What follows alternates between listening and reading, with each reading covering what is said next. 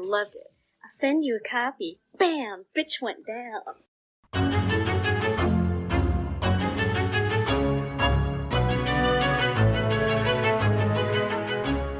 And welcome back to Horror Queers. We are talking small town murders, we're talking BFFs, we're talking likes and faves. I'm Joe. And I'm Trace, and we're talking about one of my favorite things, women who liberally use the word cunt. It's awesome. I know, I'm jumping right in. I thought you were going to say social media, but sure, yeah, let's go with the C word 30 seconds in. Who liberally use social media. No, a big fan of that C word. Love it when people say it. I got a critique on it in our Eyes of Laura Mars article where someone asked if it was demeaning to women, which you took over for me. So that's great. But before we jump into the movie we're discussing, I do want to bring up a guest that we have on the episode today. Ladies and gentlemen, you've read her work on Slash Film, Birth, Movies, Death, and Daily Grindhouse. You've heard her voice on the Third Time's the Charm podcast with friend of the show, Drew Deitch, where they explore the vast and varied worlds of third movies and film franchises. Please welcome Dani Ryan. Hey, I love cunt too, so. Yay! Oh my god. Wait, I should specify. I'm sorry, I'm not sexually attracted to cunt, but I like the word cunt. I like it when people use it. And I don't use it all the time. You know, this episode, the first 2 minutes of this week betray that statement. But it's a great word. It's a great word, especially because it was always the word that was forbidden at home. And my parents swore pretty liberally, but, like, that was the word. And, you know, it still holds quite a bit of weight for some people, so we might have lost a couple listeners already. But I'm willing to take that risk. I mean, it really is the most taboo of all swear words, is it not? I think so? Like, we're dropping F-bombs all over the place nowadays. Yeah. It's not taboo anymore, whereas the C word, yeah, there's a lot of people, I think, who still take offense. Yeah, and if you're offended, sorry. But you maybe shouldn't watch this movie. Maybe you shouldn't watch this movie or listen to this podcast. No, I'm sorry. Listen to the podcast. You don't have to watch the movie if you don't want to. But we are talking about Tragedy Girls. Mm-hmm. Yeah, we sure are. I don't know if I was waiting for an applause or something. Yay! I liked it online. Oh, okay. Thumbs up. Yay, thumbs up. Like, retweet, follow it. It's great. Okay, jump right into it. So Tragedy Girls released on October 20th, 2017, following a premiere at South by Southwest in March of that same year, which is where I saw it for the first time. Released by Gunpowder and Sky, which I don't think is a very big distributor, but I do know that they are releasing Villains coming out, I think, later this year, which I also saw at South by this year and loved. The fun thing about such an indie upstart kind of distributor is the fact that if you want to try to get a hold of them or if you talk about the film, like, we will guarantee to get a ton of press just because we'll mention Tragedy Girls. So they're very active on, like, following their own releases. So if you want to know more about I don't know if you want to say guaranteed, because you're going to say that and then they're not going to pay attention to this shit and then we're going to look stupid. I mean, I don't know. I tweeted about the movie once, and then one of their producers ended up following me, and now we talk all the time, so. Oh, was that Tara? Yeah. Yeah, she's lovely. Well, tits. Okay. But also, we will kill someone if we don't get enough likes on this episode. Yes, absolutely. So we got a runtime of 96 minutes. I don't know the budget, but I will say, I don't think it was very big, but it looks good. I think it looks very good. Yeah. Oh, it looks great. Yeah. Lots of practical effects, which helps. Oh, yeah. Thank God for the practical effects. I feel like we've had a good run of movies using practical effects and not leaning too heavily into FX CGI nonsense. I'm trying to think what we have coming up, and I think we're in the clear for a while, so I think we're okay. Yeah, no, for sure. I mean, wherever the money went to, I mean, maybe it all went to Josh Hutcherson and his 5 minutes of screen time. I don't know. That's an uncredited role, so I'm going to go with no. Maybe. Oh, I do want to correct something, though. So last week when we announced this movie, I said he was a producer. He is not. I was thinking of Detention when he's a producer of that. Is Craig Robinson a producer? Yes, he is. There you go. So you were like 50-50 with the big male stars in this movie. I just have a big boner for Josh Hutcherson. I don't know what to tell you. So same. Yeah. Is it the size of him? Because he is so short. He's fun-sized, first off. Okay? Yes. Love it, Dani. Yes. He's delightful. You can pack him in a carry-on. No, I've been in love with him since Hunger Games, but then he was on Future Man and then Detention, and then I was just like, oh, I'm in love with him now. It's fine. So I will do you one better. And I don't know if I've said this in the podcast before, Joe, so if I have, you can edit this out. Nah, just go for it, man. Okay, so I remember seeing Zathura in like 2005, maybe 2004. Jesus. I Is know. that the Jon Favreau film? Yeah, it's like Jumanji, but it's a space game instead of a jungle game. Right. With Kristen Stewart and Dak Shepard. So I remember seeing that, and 2004, 2005, I am either 15 or 16 years old. And I remember looking at my sister in the theater and being, he's going to be fucking hot when he grows up. Ew.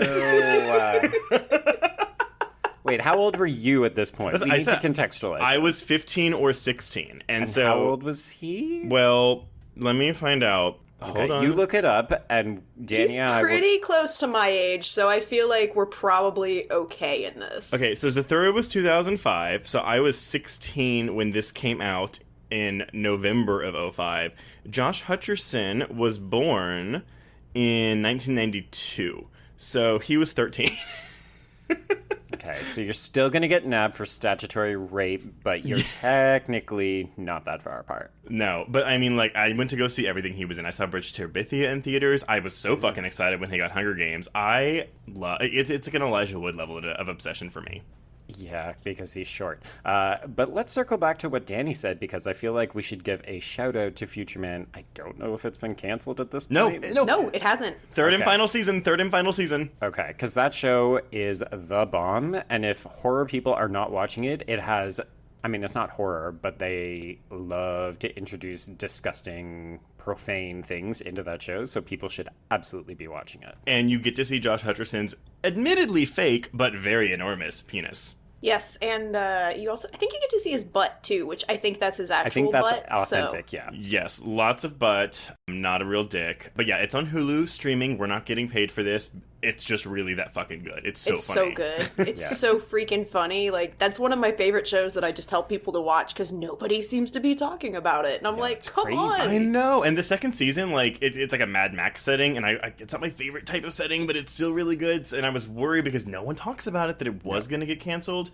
And I hate that it's ending, but at least we're getting like a third and final season. But if I may, really quick, my favorite episode is the first season episode that is where they have to do the heist in James Cameron's house. Oh, same. I was just about to say, like, all of the James Cameron stuff is absolutely beautiful.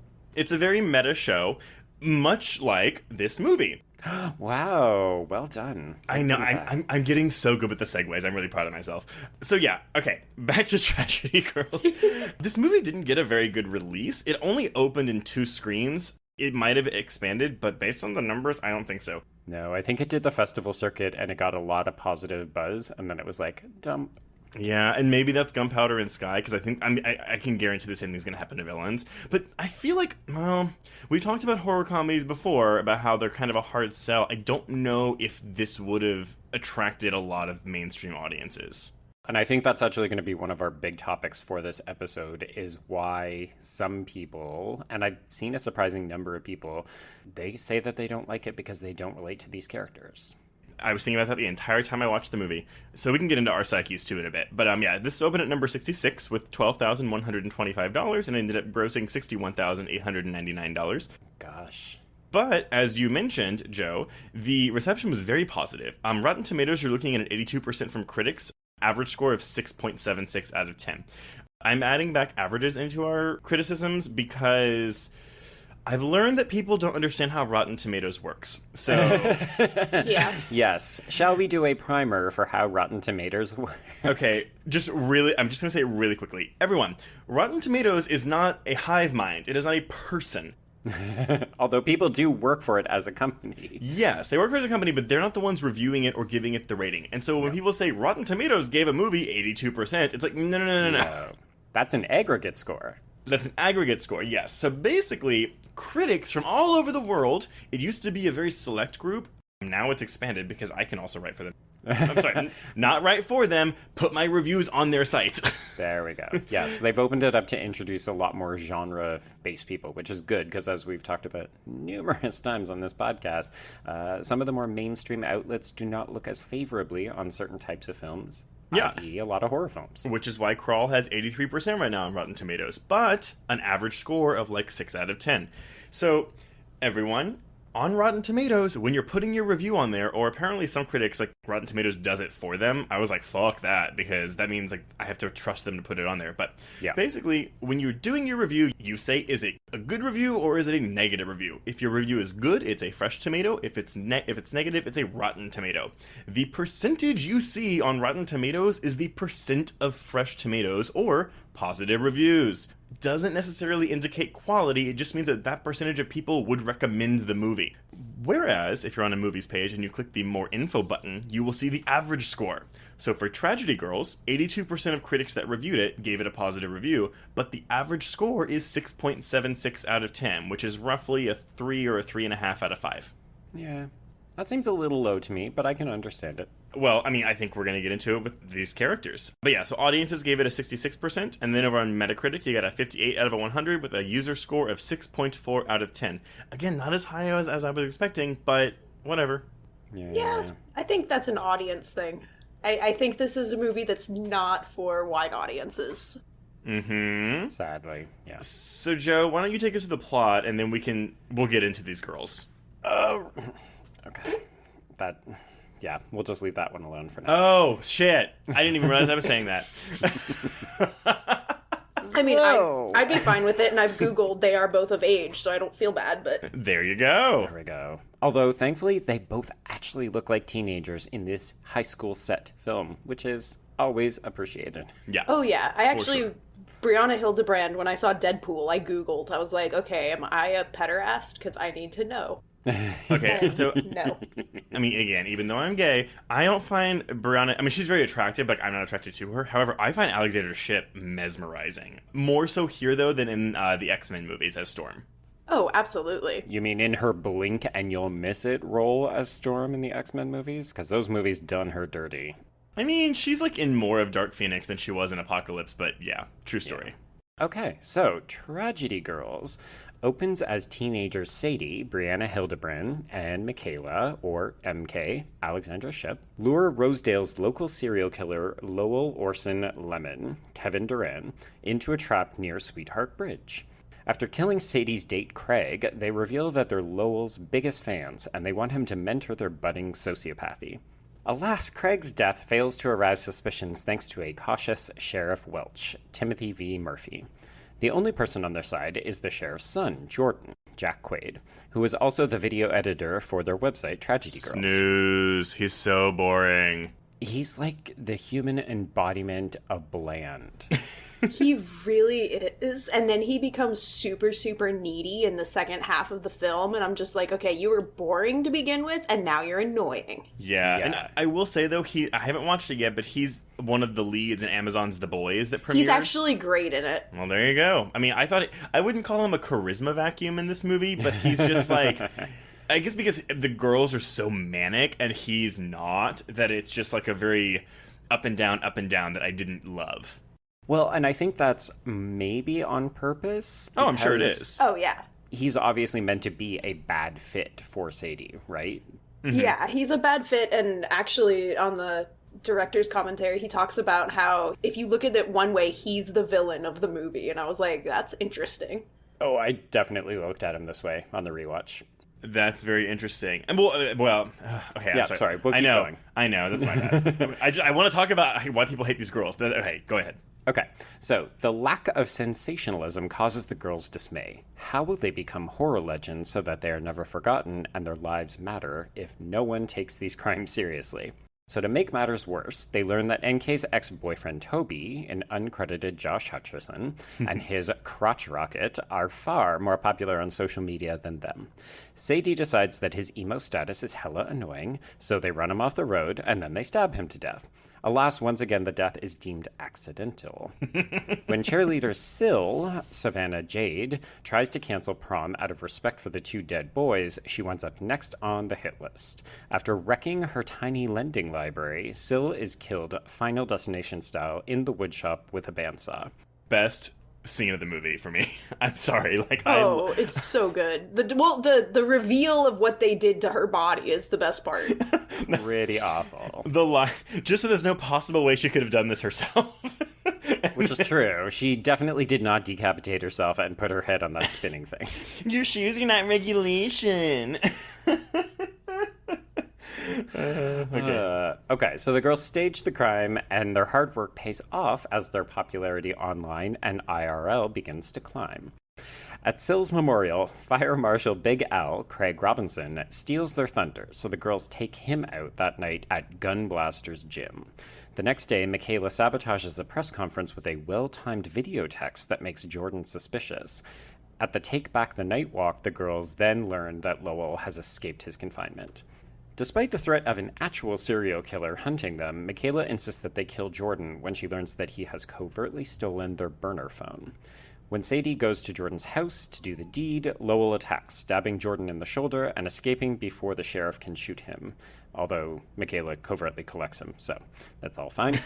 The friendship unfortunately fractures 2 weeks later when Sadie fails to share the credit with Michaela when the sheriff praises her bravery. The pair break up. Jordan eventually takes Sadie to prom, where Michaela and Lowell lure Sadie into a trap. Michaela reminds Sadie that they killed Jordan's mother when they were young, which he naturally overhears. Michaela winds up shooting Lowell when he gets bloodthirsty, prompting Sadie to realize who she truly loves. She hangs Jordan, and, together with Michaela, they lock the gym doors and burn down the school Carrie style. In the coda, the pair drive off together, armed with a book tour, full scholarships, and a Lifetime movie in the works, and enter the next stage of their serial killer careers. I think that's the quickest you've ever gotten through that in, like, the past 3 months. They just keep getting longer. Part of it is that I could have just been like, they kill this person, then this person, then this person. But I feel like part of the fun of this is how they don't seem to have any plan at all. And then somebody crosses them, and they're like, well, the next 15 minutes is going to be dedicated to setting up this person and then murdering them. Which is the most teenage girl thing on the planet Earth, if I'm being honest. Right? Well, I mean, it's an ADD movie for an ADD generation. Like, it's all over the place, but, like, and I mean that as a total compliment. See, that's interesting because I found the thing that bothered me the most on the first time watch was the Craig Robinson Big Al segment. Really? Just because he comes out of nowhere and then they have this big extended action sequence where they have to kill him at the gym. And I just thought, if he wasn't a producer, would this scene even be in here? Like, it kind of felt like a quid pro quo thing for helping to get the film made. Like, okay, we're going to put you in here. And then they wrote this scene for him. And I didn't really feel like it worked because it just feels like a character comes out of nowhere, gets murdered, and then set aside. But if you think about it from what you just said, Trace, the ADD sort of schizophrenic back and forth, like I can't really latch onto anything for too long. I get distracted. That actually does kind of make it work. See, the chunk that I don't like about this movie is the falling out between them. It reeks of like that rom-com trope almost, where it's like, you know, the couple, one of them betrayed each other and they're like not together anymore, but you know they're going to get back together in the end because, I mean, I guess we'll talk about it, but this movie's kind of a romantic comedy between the two of them, and that it follows that particular trope really gets my goat. Oh, same. Like, that bothered me the most because my whole thing with these kind of movies and sort of like turning them on their head, like, this is kind of a riff on Heathers. Yes. Yeah. But at the same time, it's like they're on more equal footing than I think the two characters in Heathers ever were. Mm-hmm. And so I'm actually kind of rooting for their friendship more than I ever rooted for the relationship there. Like, there's just something so much more charming about it. And so as long as you're rooting for their friendship, you're going to be happy. But if you think they're bad for each other, you know, you have problems with these characters, you're going to have problems with the movie as a whole. Oh my gosh, you just said like 15 things that I need to unpack in excruciating detail. So, yeah. Where do you want to start? Yeah, we've got some conversation topics. We can talk about if you think that they're equal protagonists or if one sort of has a bit of a leg up, if they're friends or are they in love with each other, and then also why do people like or not like these girls? I want to do that one. Okay, so let's start with that. So, okay, are we all in agreement that we like these girls? Yes. Yes. Okay, cool. I am too. So why do you think people would not like them? No, there's an inherent morality. You know, these are girls that are, well, not only are they killers, which is one strike against them with some people that can't look over the fact that this is like a farcical comedy. Not really a farce, I guess, but like, Well, you're being encouraged to actively root for people to murder other people. Right. And find it amusing. And some people can't cross that line. Like, that's hurdle number one. So that's non-horror fans that you have trouble getting. But then with horror fans, you have trouble getting them on your side because these are quote-unquote obnoxious, bratty millennials who are obsessed with social media. I think that's part of it. I think I would add a third one into that, which is that these are teen girls. I think that there's an inherent gendered element to this entire film, which is one of the reasons why we put it in a femme fatale month. Fuck, we keep forgetting to label it. Yeah, so week Trying 2 to of help you out, man. week 2 of Femme Fatale month. Yay! Yay! But I do think for some people this is problematic because, I mean, I'm just gonna whip my dick out, throw it on the table. Oh. I think that there's a lot of horror fans who are inherently misogynistic and they don't like women unless they're falling into their predefined categories of virgins who can be final girls or bitches and cunts who deserve to die because they're sluts or whatever. So to have this film have two strong-minded girls, whether you want to call them flaky, whether you want to say they have ADHD, whatever. At the end of the day, there are main characters. They are sexually active. They are motivated and goal-centric, and they're also killers. Okay, before we continue, I want to make a little call to action. Listeners, if you are listening to this and you are not a misogynist and you didn't like these girls, please email us, tweet us, whatever. Please let us know, why did you not like them if you're not misogynistic? If you are misogynistic, no need. We get it. Well, I'll be interested to hear how many people self-declare their misogyny. But that was the joke. That was the fucking joke.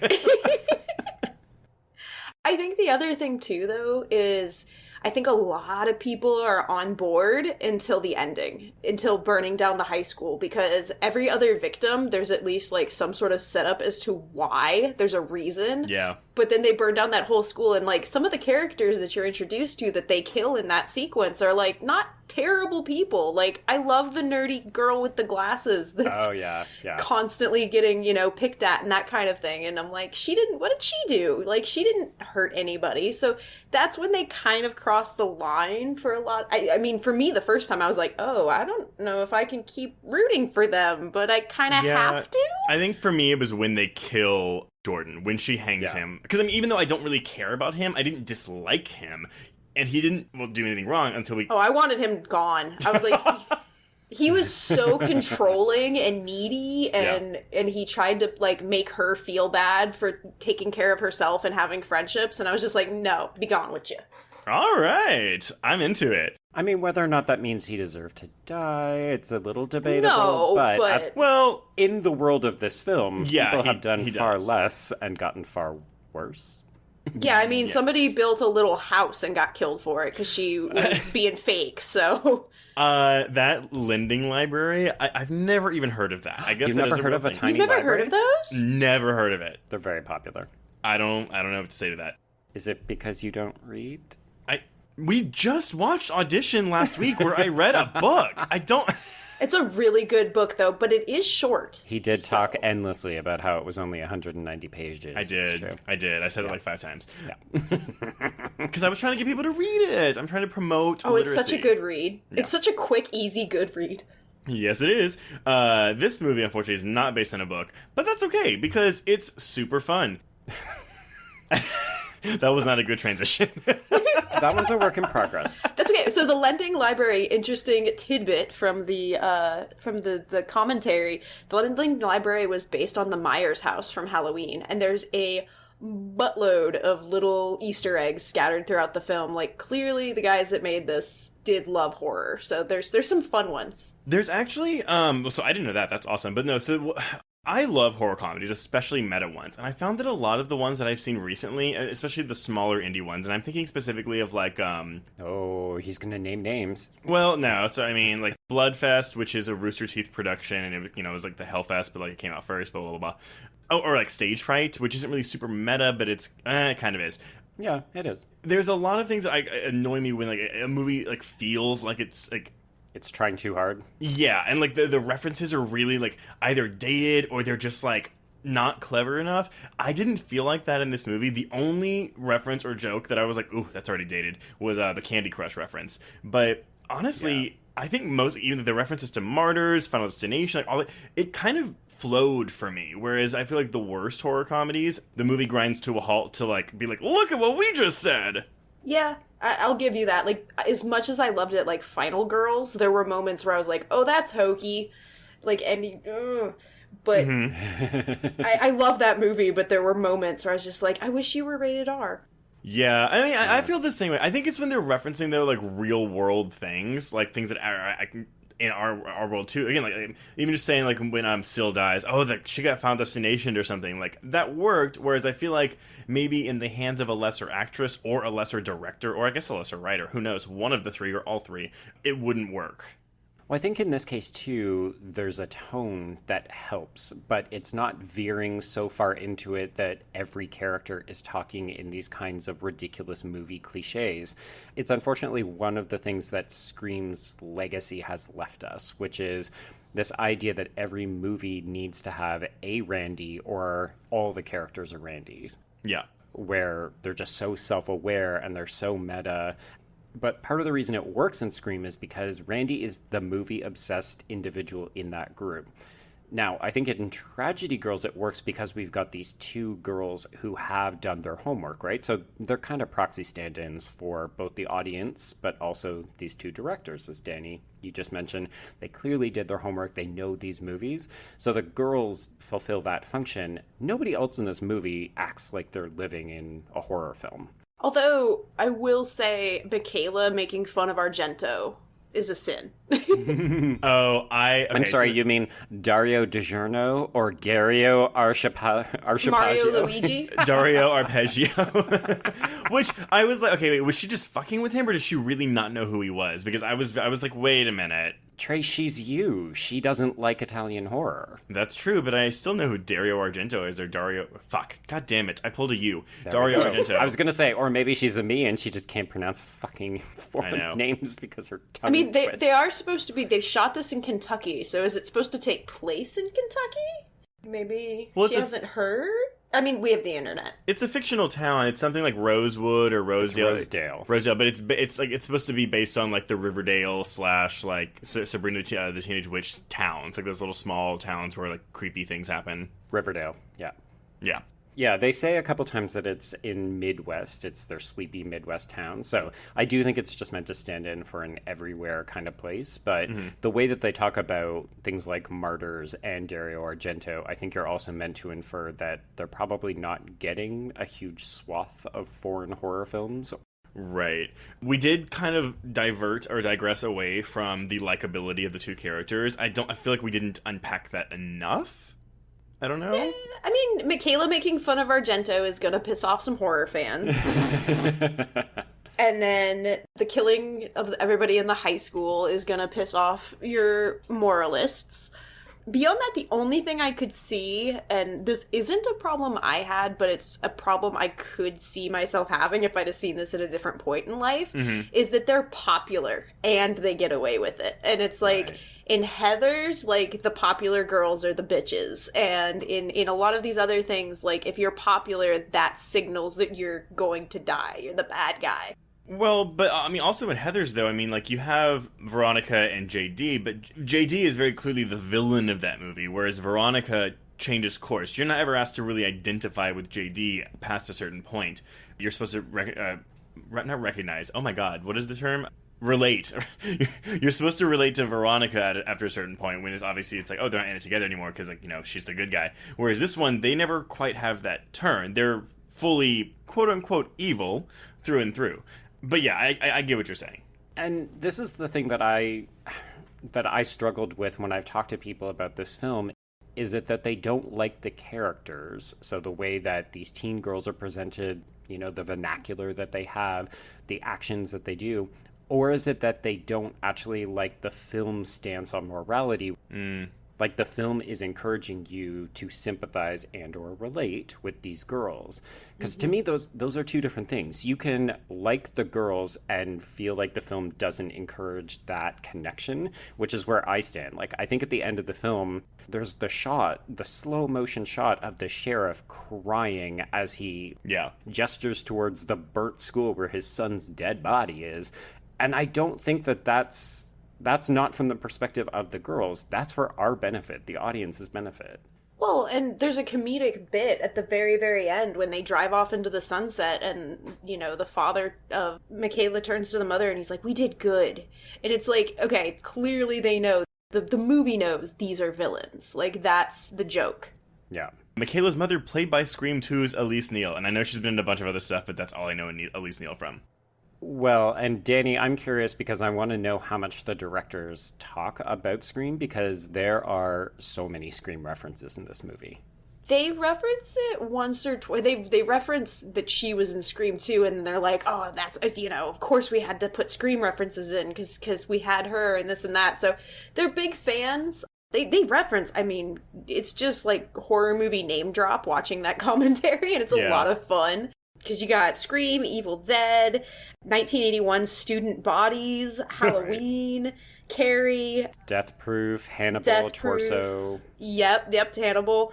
Actually, like, even the prom decor was inspired by the movie Carrie, like, down to the silver glittery stars. So, I mean, it's pretty good stuff. They didn't mention Scream a ton by name, but they were really hyped that they got her because they were like, she was in Scream 2, oh my god. Yeah. I got two very explicit Scream references. So one is when Jordan is at home and he gets a text from Sadie and he says, where are you? And her text says, your front door, which is what the killer says to Sydney in the first Scream. Yeah. But then, most significantly, the thing that gives the queer reading to this film for me is there's a moment in the hall where you see Jordan talking to the girls and Michaela puts her head on Sadie's shoulder, and it's the exact same shot as in Scream when Billy and Stu are in the kitchen.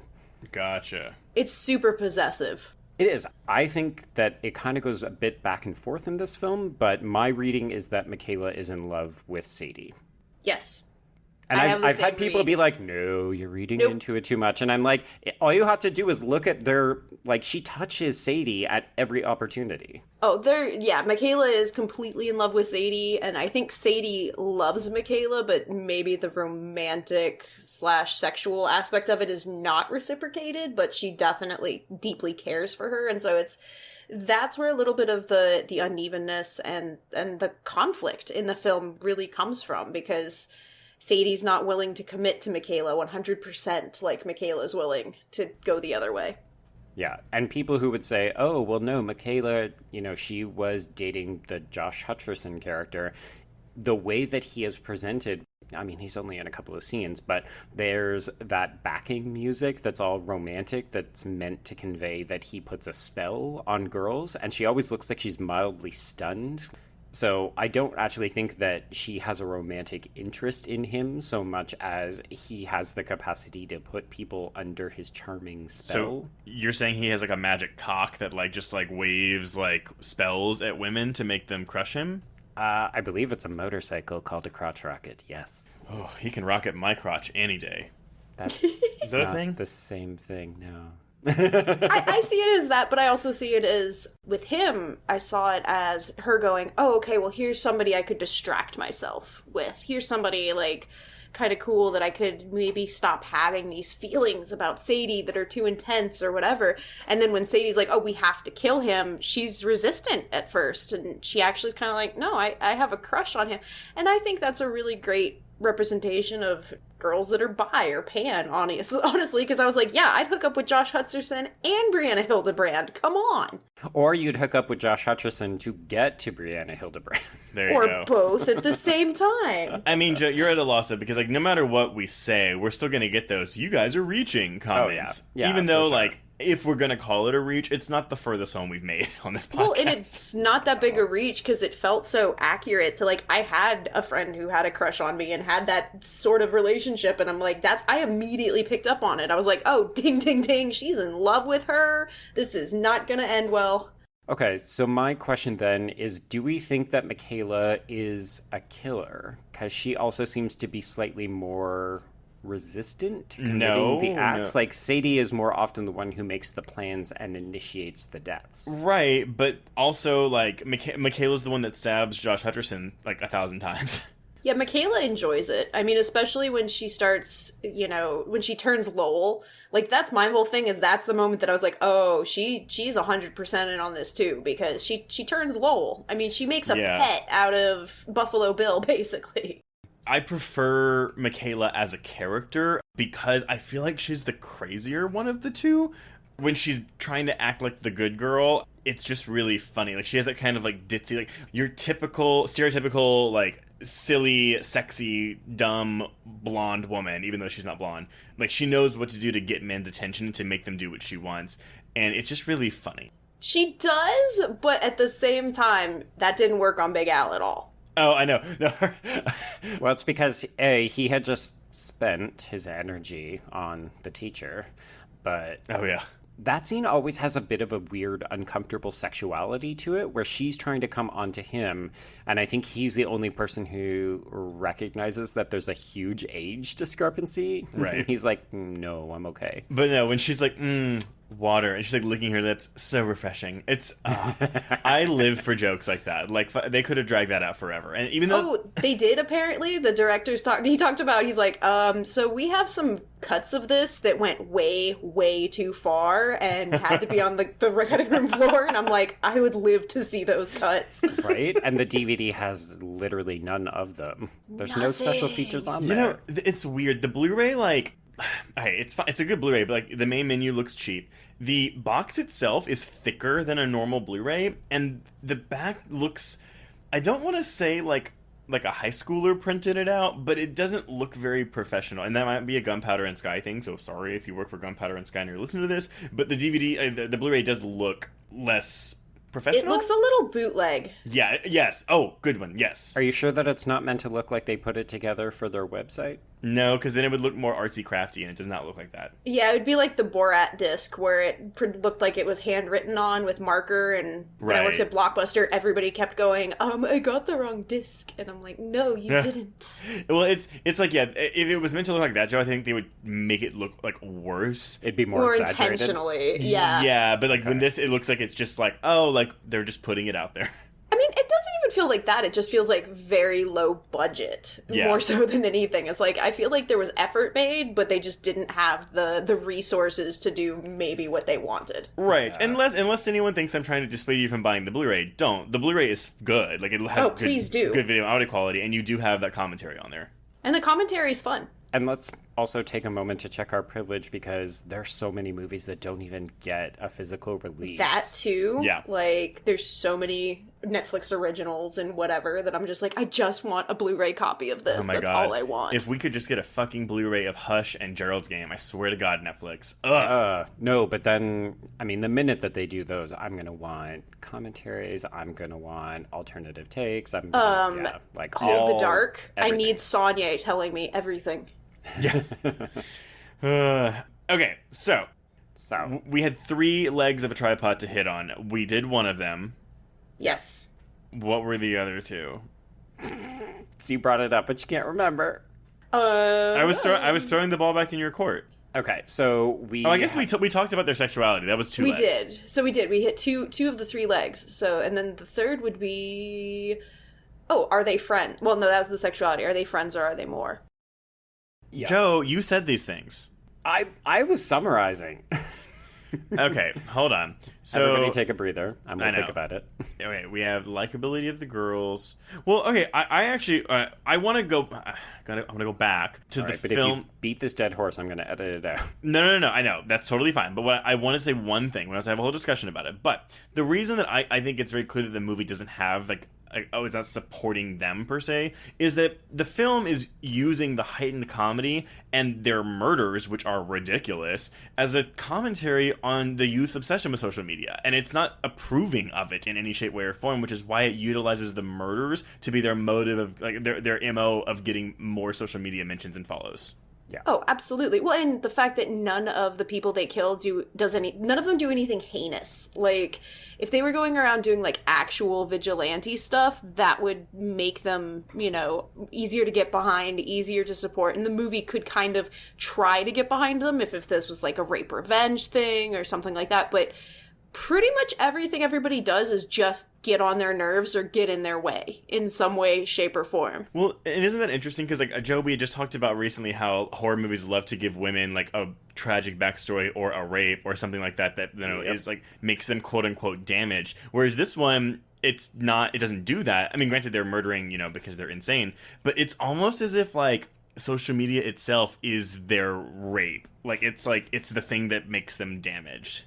Yeah, I mean, I think that is actually one of the other things that people don't love about this film, that they kind of conflate with the characters themselves, is the idea that these millennials will literally just do anything for empty gratification, which is personified in the film with the icons of hearts and thumbs up and stuff whenever they become more popular, which is one of the fun visual quirks of the film that I really enjoy. But I think there's potentially an older audience of people who looks at this and says, why would I want to watch this movie that has these two high school girls doing things for such an empty, it's kind of like a 0-calorie motivation, right? Which is funny because I think I'm going to throw this in here and then back away, but also going to plug the Dead Ringers episode that has already discussed it. A lot of parallels between the motivations in this film and Scream 4 discuss. Sorry, I forgot that they paired that. And listeners, as I mentioned last week, you can head over to Dead Ringers and listen to my guest appearance discussing Drag Me to Hell and Night of the Demon, and I'll leave that. But yeah, no, you're right. It's all about like social media and all that jazz.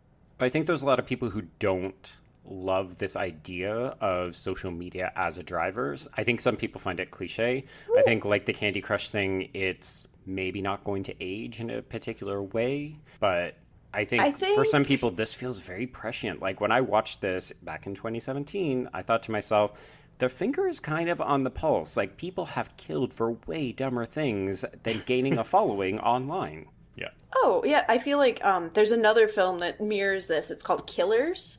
Not the one with Ashton Kutcher. I was saying with Katherine Heigl. No, I was like, Dani, I'm pulling the plug on your cord. No. No. Different Killers. This one's directed by, I'm going to butcher his name, Timo Tejado. He did Did you talk about that before, Trace? No, I mean, I know the director. I think I said... He did The Night Comes for Us. Yeah, and he did the good segment of... the really good segment of VHS2, the one that's in, like, the cult. Yes. So he directed half of the movie Killers, and the other half was directed by a Japanese guy. Because the movie takes place half in Japan, half in Indonesia, but it's very similar. It's a serial killer and a vigilante killer who become friends online and end up, taking people out. And the very last shot is of a phone, getting likes and that kind of thing. And it felt like that same sort of concept. It's just like Tragedy Girls. It's like, it's for likes. It's for this thing that a lot of older generations don't understand. But at the same time, you can understand it. Just be like sitting there seeing those little hearts pop up on the screen. I'm like, I get it. Like you get that little endorphin rush, that little, yay, somebody liked it. Well, yeah, so we can transition just to social media in general, like the commentary on it, like to do this, because I think that's just a thing with, look at just generations.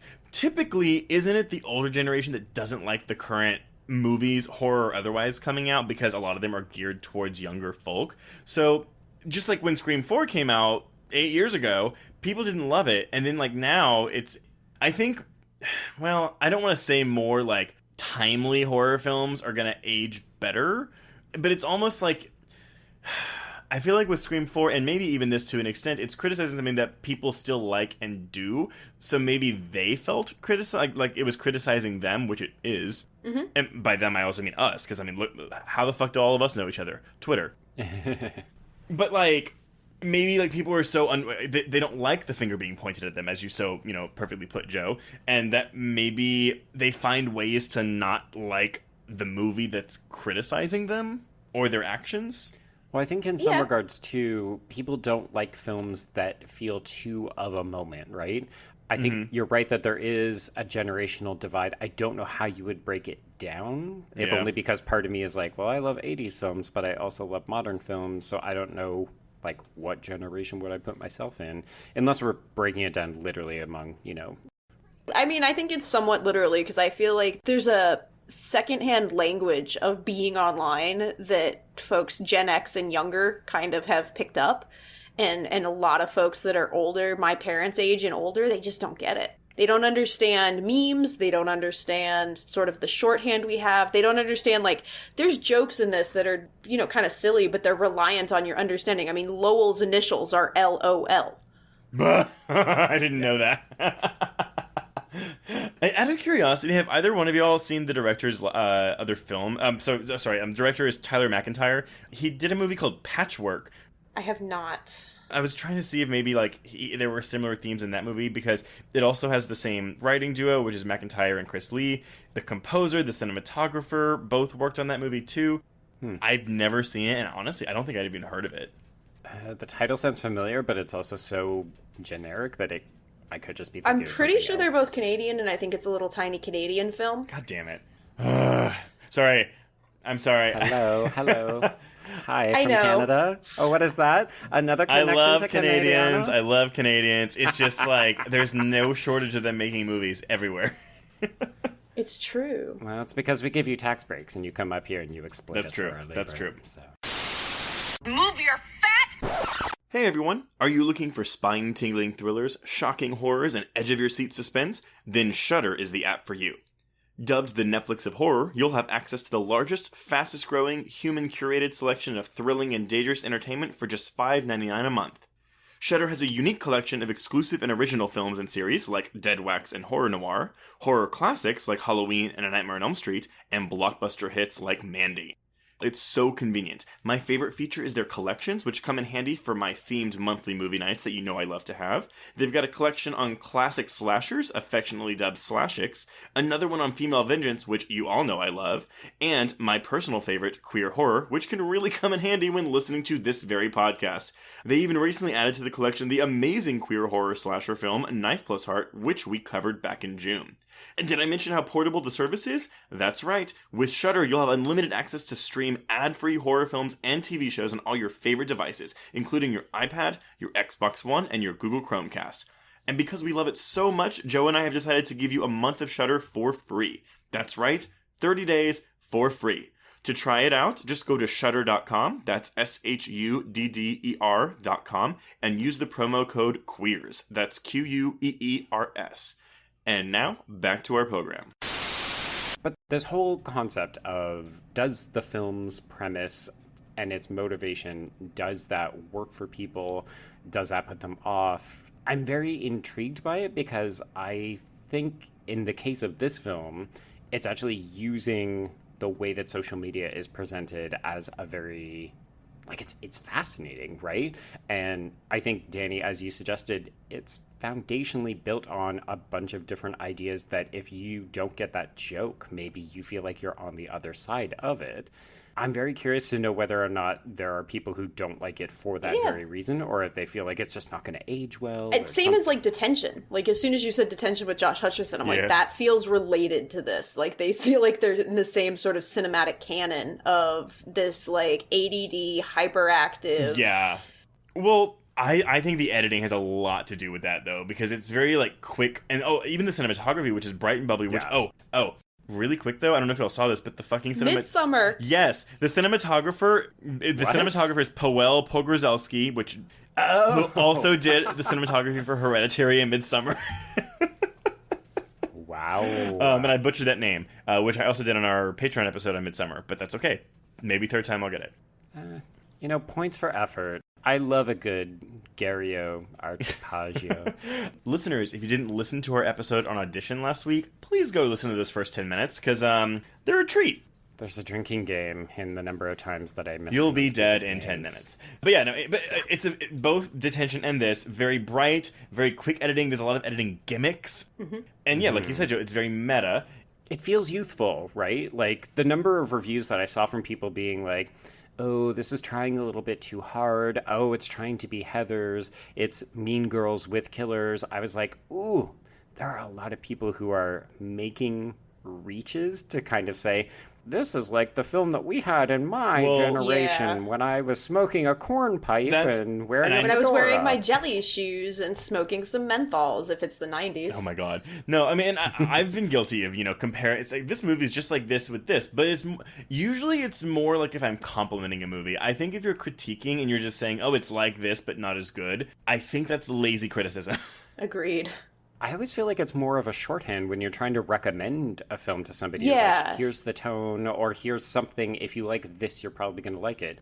I love that we keep bringing up Detention. Sidebar, if people have not seen Detention, fucking seek that shit out because Joseph Kahn is time-traveling grizzly bear. It's amazing, but it is not for everyone. Whereas I think this is more audience-friendly, but like, Detention for me is a 5 out of 5, but my husband hates it. It's like a 1 out of 5 for him. It's my husband hated it. He's like, this is so dumb. And I'm like, this is amazing. What are you talking about?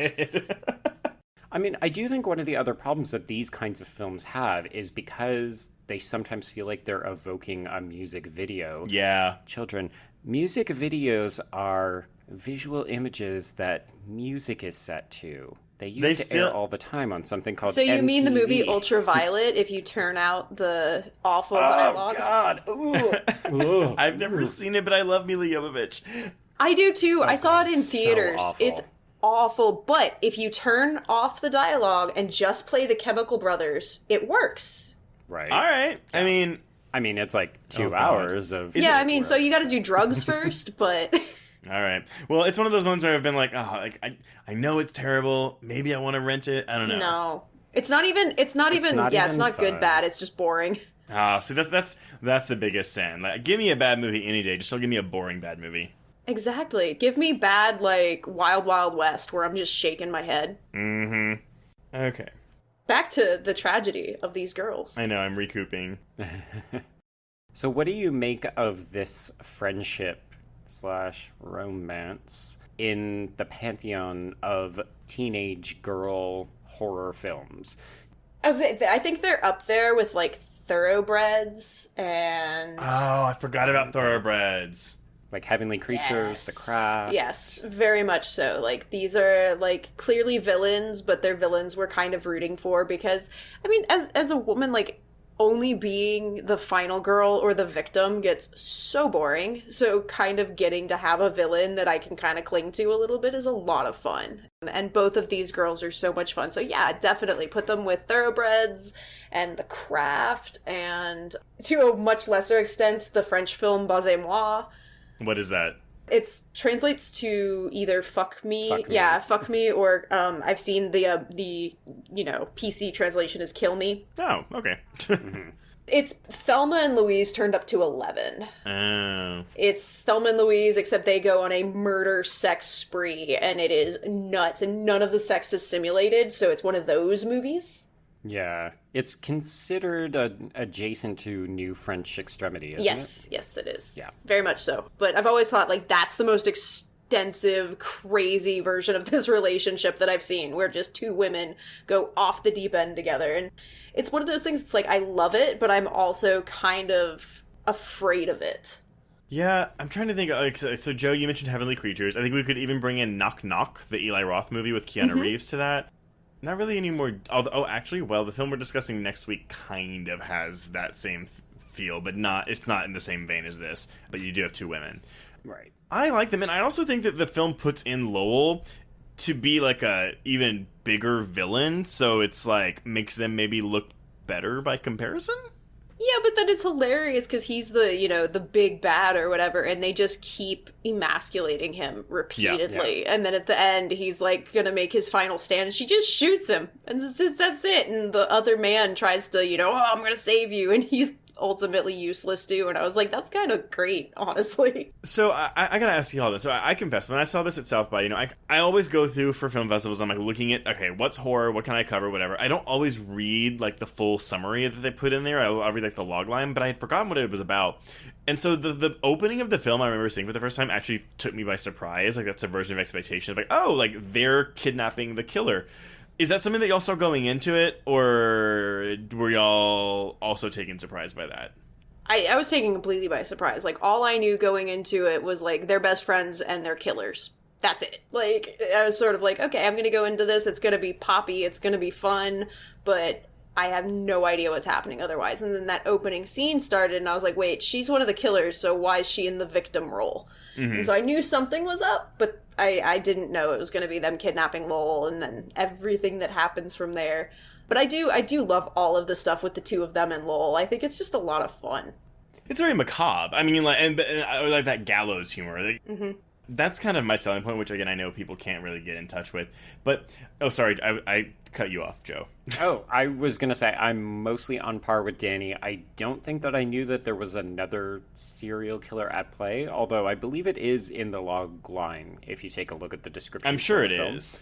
But I didn't always know that it was going to be so meta, so I thought that it was going to be a bit more of a straightforward. These two girls who are basically on a killing spree in order to gain popularity. And I think that you could see the potential for black comedy and humor in that, but there's a potentially darker version of this film somewhere that there's no absolutely. Humor at all, and it's just them doing terrible things. I feel like the darker version of this, and it definitely takes a different direction, but I feel like My Best Friend's Exorcism, the novel, is sort of the darker turn of this. Yeah. So that's a book by Grady Hendrix that is currently in the process of being adapted into a feature film, and it's two best friends. One of them disappears on a weekend rager, and when they find her a couple hours later, she seems different and she's not acting like herself, and it comes to be discovered that she has been possessed by a demon, but also maybe she's just a high school girl. All right. I mean, I think a lot of these films get traffic out of this idea that high school is hell. Mm-hmm. And that female friendships can sometimes be inherently destructive, sometimes physically, but more often than not emotionally. Actually, yeah. I mean, even I think another one to throw into the mix, but yeah, Jennifer's Body, which we discussed months ago. Well, and Martyrs. I mean, Martyrs, absolutely. It's about two women who are in a destructive relationship, so... Yeah, that's super, super true. See, Jordan should have seen it coming. Obviously, he didn't watch the film closely enough. And I was surprised, honestly. Wait. So, deaths. All right. Can we talk about the deaths? Yeah, let's go through them. Okay. Well, first we have Craig, who dies. He is somehow the boy in the car who... he gets a machete in the head. Yeah, and then asphyxiated because he's not actually dead.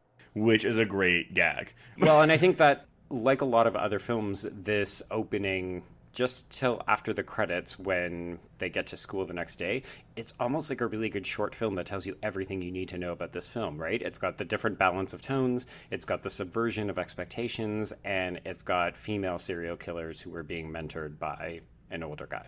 Unwittingly.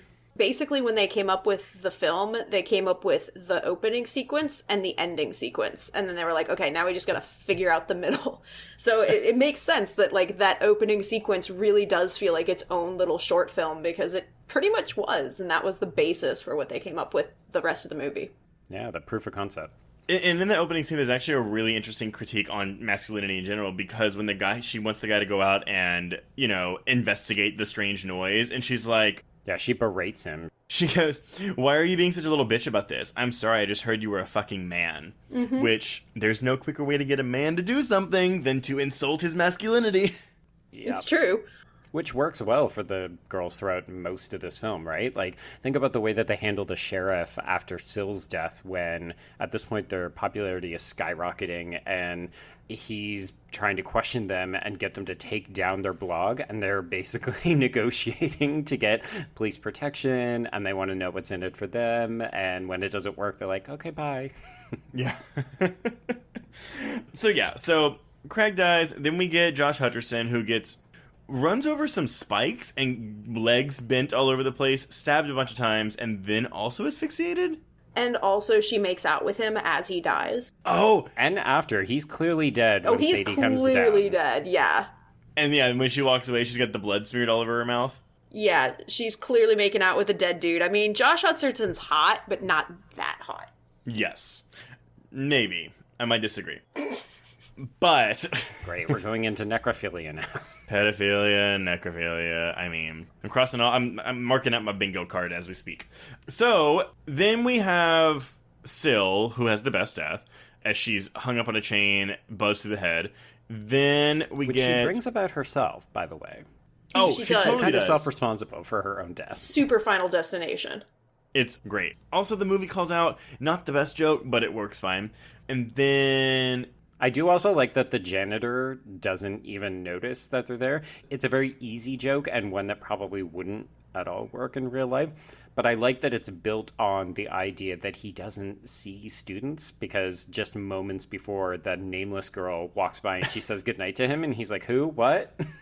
And that's the guy from Too Many Cooks. It's the cook from the end of Too Many Cooks that's the killer, is the janitor, which I was like, I know him, he's creepy. Well, and the girl walks by him. She's like, hello, Mr. Blah, blah, blah. And she goes, hey, you. Well, and they wanted to make such a spectacle of it. It can't look like she did it on accident. So they're in there making the spectacle of it, and that's what he doesn't notice. Like, it's a double whammy. Well, and Joe, this is part of my affinity for mayhem happening in the background as the people that don't notice it. Right. Well, then you have to see killers, because a prostitute escapes a guy's trunk while he's talking to the police.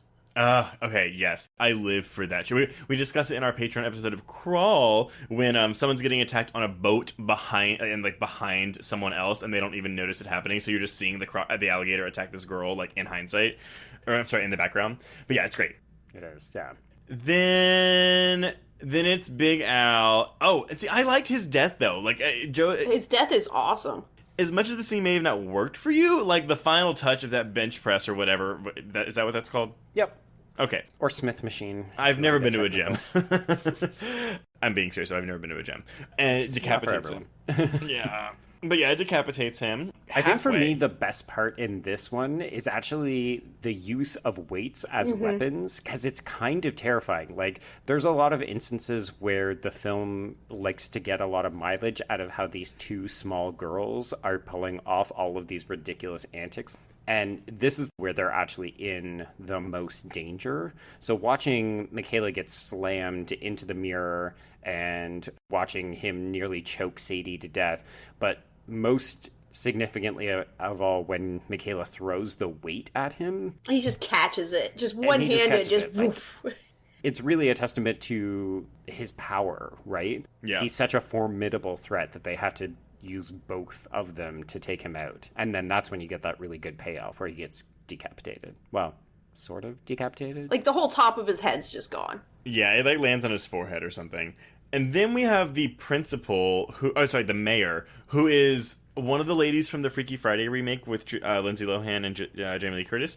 She gets cannibal holocausted. She's impaled through the butt on a flagpole that then comes out of her mouth. Yeah. Which I would love to see how Lowell did that without anyone noticing. Yeah, that would take some work. Like, the flagpole is quite high. He would have needed a ladder for sure. And she would have been I'm assuming screaming the entire time, unless he might have killed her first. Killed her first, yeah. Or just knocked her out. Yeah, but I feel hope like so. I feel like if you were knocked out and you were feeling a flagpole go up your butt, you would probably wake up a bit. I mean, anybody who's had a colonoscopy, I don't know. I don't know. I feel like we will encounter this at some point in this podcast, because I know for sure that there's at least one other death of someone getting buttholed to death. Buttholed to death. Buttholed to death. Instead of Vlad the Impaler, it's Vlad the Buttholer. Yeah. This has got to be like a top 3, no thank you, I do not want kind of death. For sure. Yeah. I'm trying to think, would you die instantly? I mean, because it's going through... You know what? I don't want to think about it. I mean, it depends. It depends, like, if he like, pushed you down real hard, or if you, like, slowly slid down on it. Because I think the slow, it would be slow and awful. Yeah. Well, also, the top of a flagpole isn't sharp, so she's got, like, a No. big ball going up her butt. Okay, well, this poor woman, she's dead. Yeah. I hope he took the flag down first. Oh, shit. I don't remember seeing it on there, so I think so. That would have been a nice touch, though, if, like, her brain was on top of the flag. Wait, no, it goes through her mouth. Her tongue. USA. Right? Oh, God. I don't like social commentary in my horror movies. Meh. So, then... I think it's the prom. So we have the teacher who gets a throat slit. Lowell gets shot in the head. Jordan gets hanged. hanged.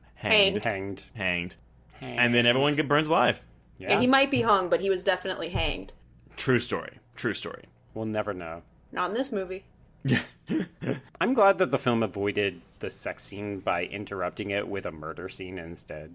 Yes. Because not only did I not think that Jordan and Sadie had very much chemistry, not by fault of either actor, but because the characters are so obviously wrong for each other, but it's kind of encouraging that we don't actually ever see either of the two girls in a sex scene.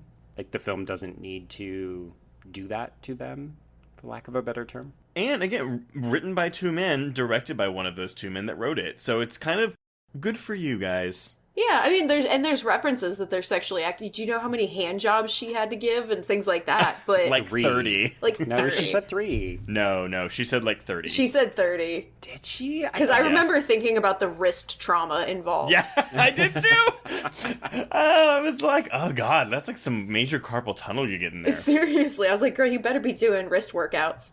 Yeah. She can tragically no longer hold a flashlight now. Yeah. That's a Buffy reference, by the way. Oh, fuck, that went over my head. Vintage. Yeah.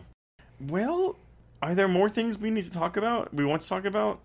Have either one of you seen Behind the Mask? Oh, yes. Yeah. Okay, because that was the film that I always ended up comparing this film to, more so on the first watch as compared to this most recent rewatch.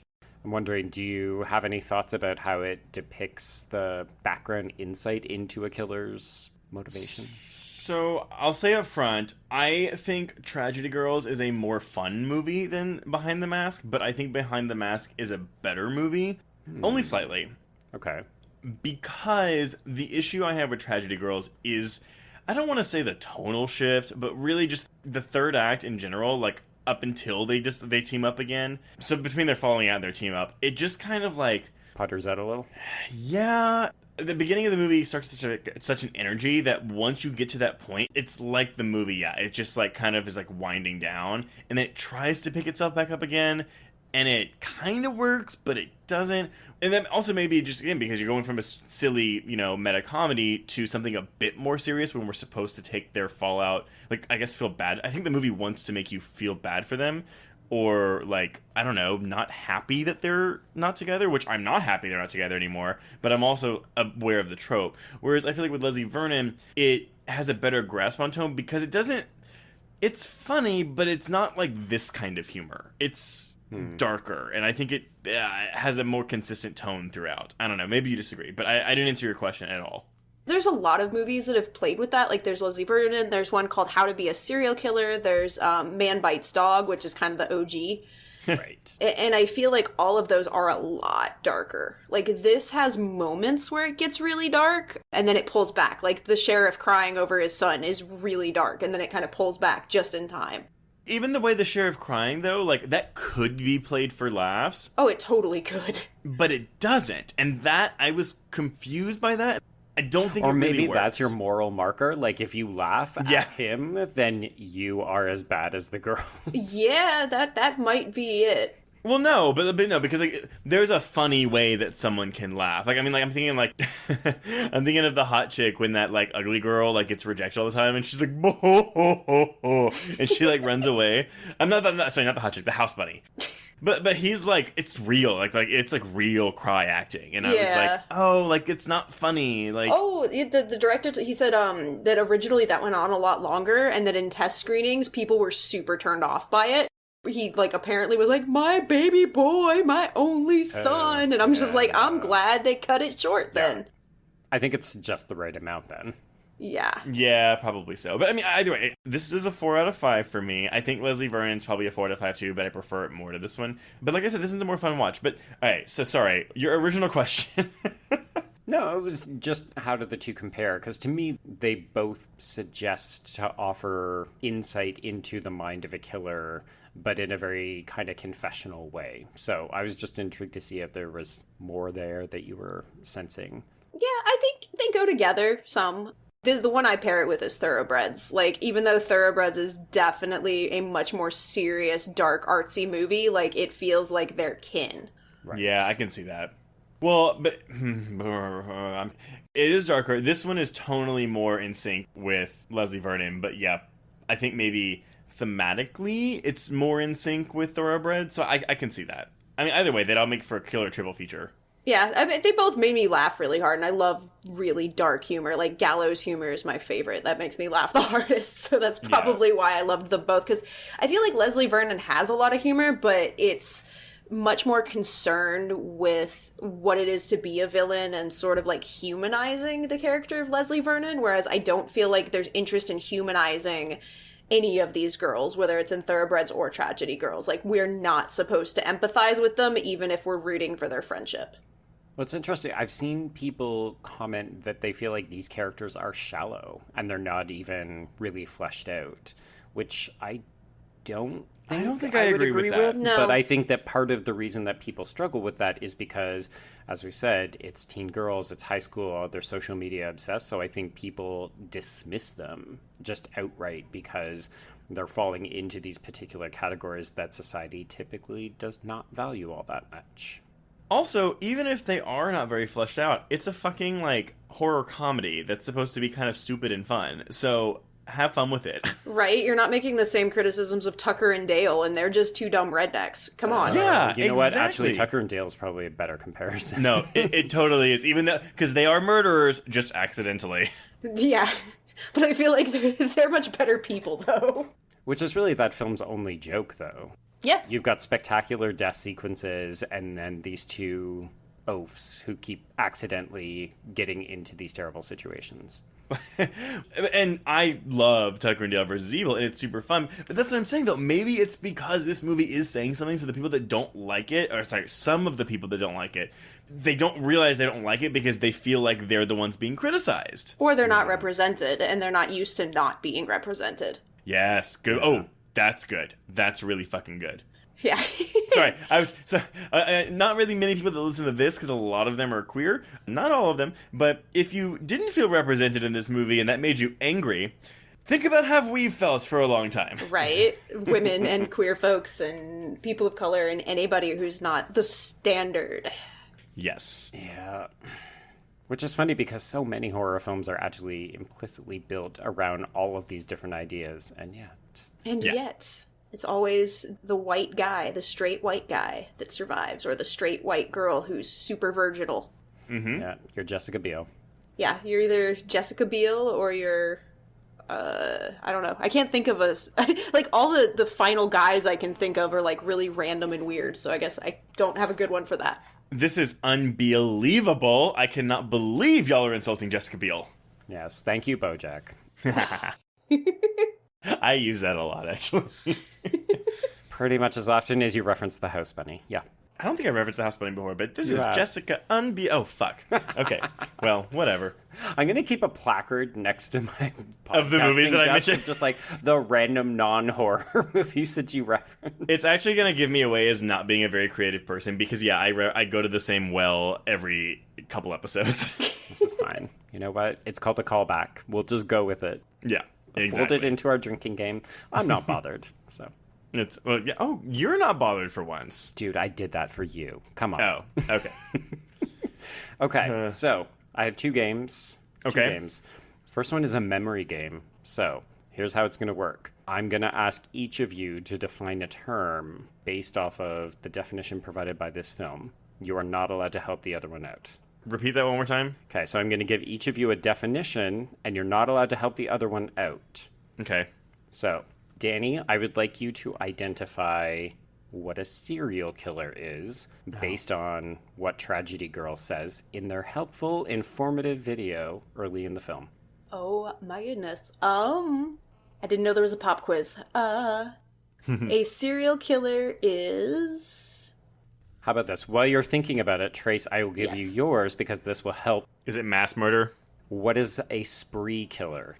Spree killer is someone who kills a bunch of people in a short period of time. So, like, maybe killing 2 people at once and they're done, or, like, 3 people in, like, a week and they're done, right? Okay. Yep. And Dani? A serial killer is somebody who kills people over a long period of time and who usually leaves some sort of calling card or, you know, special trick. Yeah. Tokens and that kind of thing. Mm-hmm. Wait, are tokens like required part of serial killers, like leaving a calling card? It's not required, but it's pretty common. Yeah. Okay. If they don't have a calling card, then they usually have the same MO. Same MO, yeah, same method of killing or same sort of thing that or same type of victim they go after. There's always some kind of pattern. Got it. So in this case, how would you define Sadie and Michaela? Serial killers. Even though they're killing people over a very short period of time and using different methods? You don't know how short a period of time it is, because it could still be like... It could be like a semester of school, because it seems like there's some time jumps. There's at least 2 weeks in between the attack at the sheriff's house and when Sadie gets her plaque. And we're also led to believe that they continue killing when they go to college. Fair. Yes. And they definitely have an MO, they have masks. Like if you're if you're, okay. you know, you've got a style, you've got masks, and the other thing is, you know, that they want these to be big crazy outlandish things. Yeah. Yeah, this is very much like their training class. Like they're getting their training wheels removed, so they're trying to figure out what works for them. And then if there ever is a sequel, it would be like, okay, they've gotten their groove on. They figured out what their MO is. Right, and they'll have a calling card figured out by that point. Whether it's like a rose for the town they were in, or like they paint the symbols on the masks on somebody's face or something. There's something coming. It's just they haven't figured it out yet. Because like, even with, like, the masks and how they kill and stuff, because there's a couple times when they're like, oh, dude, we weren't going to do that. Well, this is lame. I didn't want to dress in all black. Like, you can tell they're figuring out how to be a serial killer. Yeah. Right. As a sidebar, where the fuck is the sequel to this movie? Because there is, like, some showgirls level of, you can't tease me, they're driving off to go to college and continue this, and then not give me that movie. It made $62,000 at the U.S. box office. That's where your sequel is. All right. All right, so game number 2. Game number 2. So, this one is less of a pop quiz and more of an open discussion. And it fits in nicely because, Trace, you and I have just released a Patreon mini about horror fans and empathy, and we've been having this conversation. So, what level of social media fame would it take for you to murder someone? Who's the someone? Oh, like a victim of your choice. Ooh. So, like, you can use your current Twitter follower number, and how many people would you want to get in order to say, okay, I'm going to murder somebody to get that? I mean, if it's like an innocent person, it would take an awful, awful, awful lot. But if it's like somebody... Well, I mean, if you want to drop names of, like, a famous person, yeah, for sure, like, go. No, because the CIA will start knocking on my door. This is true. You might get banned from Twitter for a week as well. Yeah, I don't think I could do it for likes. Like, I would have to do it for my own reasons. Like, it would absolutely have to be, like... A revenge personal thing. Like, yeah, like, I couldn't just kill somebody for Twitter likes. Yeah, like, I think I'm in the same boat. I mean, well, yeah... I think I'm in that boat. I'm gonna puss out of this one and be like, yeah, I don't think I could do it. Yeah, no, it would have to have some other motive. Like, I have to have another motive. Like, if there's no motive whatsoever and you're just gonna pick a rando, there's no amount of likes that would do it. Now, if you want to give me like a stipend of like $1 million every year, I would totally murder someone. Yeah. Oh, so now we're going into the box territory, is what you're saying. Yes. Well, yes. yeah. Yes. I'll push that button as long as I know that I'm not getting killed next. Well, so Joe, you seem very surprised. So what the fuck what is your threshold for social media likes? Well, I thought that both of you would be a little bit more fun and actually just play along. Oh. I mean, I don't think any of us are killers, so I don't think any of us would actually do it. But in a hypothetical, indecent proposal, the box kind of situation, I'd do it for $1 million. Oh, man, that's like 1 million followers? Yeah. Oh, man, that's low bar there, man. Well, it seems like a low bar, but when you're someone who, you know, has under a couple thousand followers, that's quite the increase. It's a lot. I mean, 1 million followers, you'd get some deals. You know, MeUndies would start sending you something. Oh, right? yeah, you got to be your influencer. I get me that Casper mattress. I'm gonna get that free thing where they send you the food and you just have to Blue prepare Apron, it yourself. Yeah. So you're gonna have Blue Apron, and you're gonna have MeUndies, and you're gonna have a Casper mattress. Probably Audible for life. Yeah. So you both wimped out on this. No, there is no number that would make you do it. No, not Not social media. Random, no. Yeah. Okay. I'm disappointed. I'm just give me cash. Yeah, I mean, social media is fleeting. I've seen enough people that had millions of followers tank it overnight to know that, like, if I had 1 million followers, I'd screw it up anyway. Oh, wait, actually, that's a good caveat, Danny. So they could not be Russian bots. My million could not be made up of bots. Oh, yeah. That's okay. If you're looking for some hired hands, don't come to Joe with Russian bots. Make sure you got some real followers. Yeah. So if I have 1 million real followers, real fans, Yes. If I was guaranteed the person was a crappy person, sure. Okay. I'd do it for 1 million. But they'd have to be a crappy person. Like, I'm putting my blood of the innocents and Rice little caveat on that. You know what? You two can go fuck yourselves, because I'm typically the one that gets accused of being the heartless one on this show, and I'm the only one that has not caved in for your little scheme. Okay, well, here, we'll throw it back to you, Trace. You said give you money. So how much money? It would have to be $1 million a year after taxes. Wow. Oh, right, because whoever's going to pay you money to kill someone is going to consider your tax situation. Yeah, they're going to figure out your exact tax bracket and figure out all of the before and after. Sure. I'll never forget watching Who Wants to Be a Millionaire, and the first time the guy won $1 million, my dad was like, well, you know he only gets like 500,000 of that. Yeah. See, once again, plug for Canada, we don't get taxed if we win the lottery. Look, I already want to move to the Great White North anyway, so Yeah. you're preaching Get up to the here. choir. The very poor choir. Yeah. Okay. Just saying, I've got Casper mattresses, I've got 1 million followers, free healthcare, and I'm winning all of that Who Wants to Be a Millionaire money. Well, we're fucked, so. We are. It's okay. The world is a raging dumpster fire anyways. So it's all good. It's all good. All right. All right. I think we're done. So, can I move into housekeeping? Yes. Okay. So, before we announce what we're covering next week, Dani, is there anything you'd like to plug? Just check out Third Time's the Charm, which you can find on genrevision.com, part of the Genrevision family of podcasts. We're just about to finish up our first season. Our very last episode for this season's coming out soon. We're doing Batman Forever, and we're going to talk about our queer Jesus. read of it. So, Nice. Okay. Is it all Jim Carrey in the green leotard? I mean, and Batman in that leather daddy suit with the nipples, come on. Nipples, yes, yeah. Yes, there's lots to talk about. And after we did Dark Knight Dark Knight Rises recently, and we were not super big fans of that one. So I think it's going to be interesting. I agree, because the only good part of that movie is Anne Hathaway. Basically. And her little cat ears. Yeah. I loved those. Her little cat ears, and also just her being sassy the entire time. Just like, oh. She's no Michelle Pfeiffer, but she's the only person having fun in that movie, and it is long and not that great. Yeah, it's 3 hours long. Batman doesn't show up for an hour and 10 minutes, so. Whoa. He's stuck in that fucking cave or whatever. You know what, though? No, he's being sad at Bruce Manor. That's the worst. Or Wayne Manor. He's just wandering around like, oh, Rachel. Yeah, Oh, but you God, know what? Rachel. You fix that by having better villains, because Batman Returns, Batman is also barely in that movie, but you have two villains who are awesome. Well, you have Danny DeVito. Like, that's automatically plus 50 points. Mm-hmm. Wait, did you say Returns or did you say Forever? She said Forever, but I was saying, because she said how Batman shows up like so late into the movie. I'm like, yeah, but Batman Returns, Batman's also barely in the movie, but it's still like an amazing movie. It is. Right. Okay. I should say, though, that Batman Forever was a really early film that I saw in the theaters. Same. And Chase Meridian severely confused my sexuality for a couple of years. I agree with that. Same. I will throw a wrench in your queer reading. I don't think there were nipples in Forever. I don't think the nipples made an appearance until Batman and Robin, but I could be wrong. I'll have to listen to your episode and find out. They're like little nubs in Batman Forever.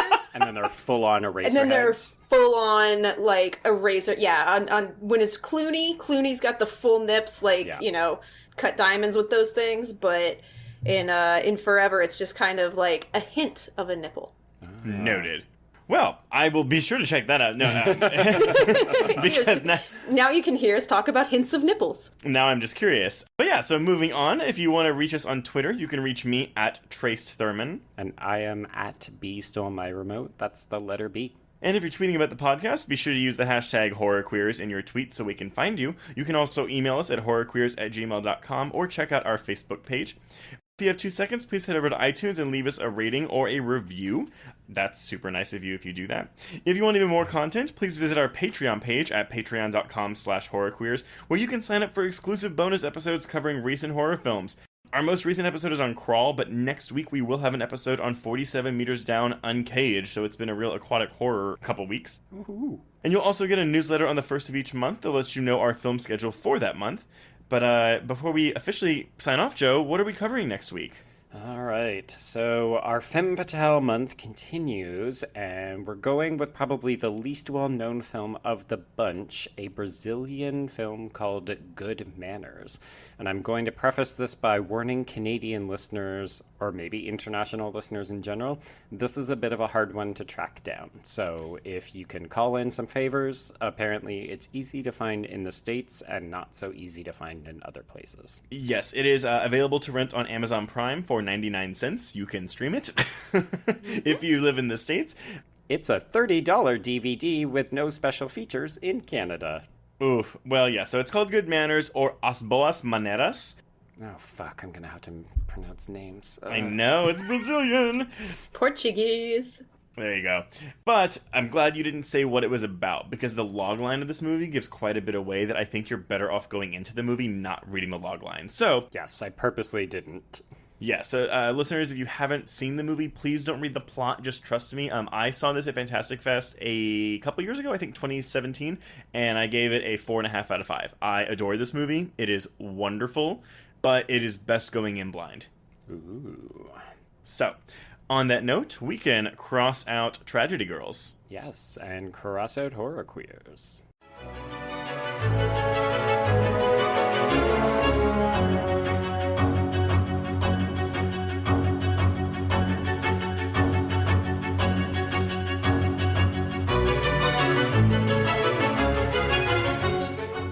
This episode was brought to you by the Bloody Disgusting Podcast Network, delivering your weekly horror podcast fix.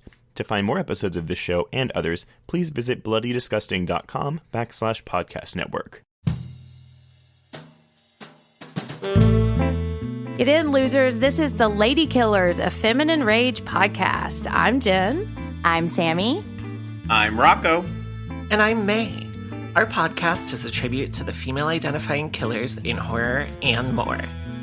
Each episode will feature us, your Supreme Court of female murderers, discussing our favorite lady killers, from your Julias and Jennifers to your Carries and Christines. We'll tell her story, decide if it's good for her horror, and answer the most important question of all: would we die for her? Join us on Thursdays as we pull on our sweaters, snatch our ice picks, sharpen our scissors, and honor the lady killers who live on the silver screen. No boys were harmed in the making of this podcast. Yet.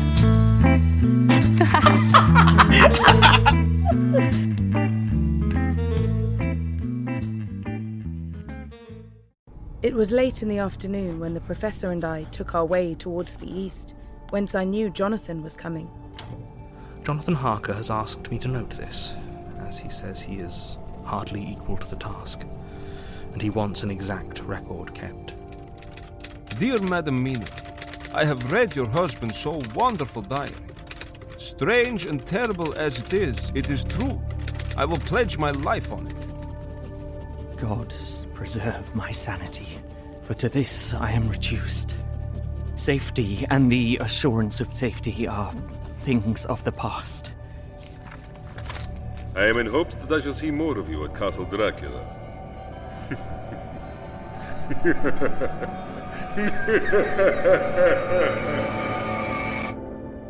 Listen to Regarding Dracula wherever you listen to podcasts, or find us online at bloody.fm.